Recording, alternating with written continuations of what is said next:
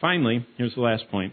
Grace means we can choose to trust God's promises even when it seems like they may never happen. Remember how long? In Genesis chapter 7, verses 17 to 22, in chapter 6, 17 to 22, God lays out a frightening plan. He says, I'm going to flood the whole earth. God finishes speaking in Genesis 7:1, and God does not speak for more than a year. Did you know once God asked Noah to get in the boat, shut the door, God doesn't talk again. In fact, we even know that because it says, those numbers you see there, in the 600th year, the second month, and the 17th day, that is the first time the last time God speaks. It says in the 600th year, the second month, 17th day, God says, come in the ark. The Lord does not speak again until the 601st year, the second month, the 27th day.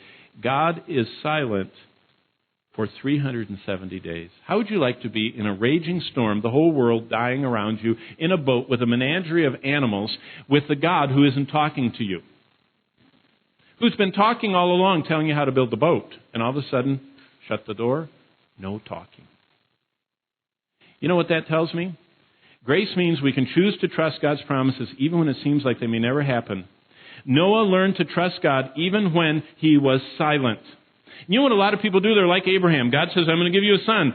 And God didn't give him a son. So Abraham says, well, I'm going to get my own son then. I'm going to get a Hagar. I'm going to get this servant girl in Egypt, and I'm going to have a baby. And that'll be my son. And God says, okay, you do it your way. Look what you're going to end up with. The 12 sons of Ishmael, who are the what? The Arab nations today. Now, the Arab people are very talented and gifted, and many godly ones. I teach them in Amman, Jordan, at the Jet Seminary. But you know what? The Islam that the majority of them have embraced, the Arab people who have become Islamic and are right now endangering Western civilization, are a direct result of the impatience of Abraham taking things in his own hands, saying, I'm going to have my own son my own way. Did you know that's the essence of temptation? Remember when Jesus was tempted by the devil to turn stones into bread? He was tempted to fulfill a legitimate desire in an illegitimate way. Eating bread is not wrong. Sexual relations are not wrong if you legitimately do them. That's within marriage with the one you're married to. Jesus was tempted to satisfy legitimate desire, hunger, in an illegitimate way, make stones into bread.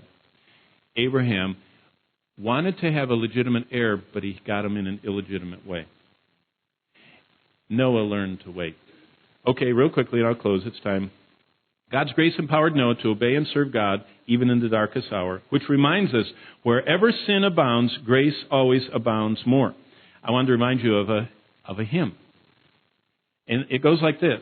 Marvelous grace of our loving Lord, grace that exceeds our sin and our guilt.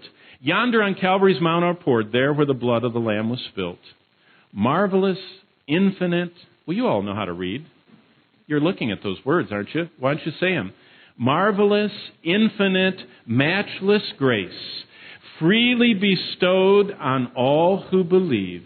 You that are longing to see His face, will you this moment His grace receive? Now look what His grace offers.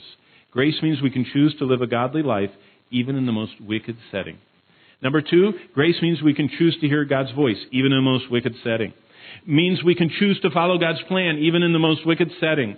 And finally, grace means we can choose to trust God's promise even when He doesn't talk to us for a long time.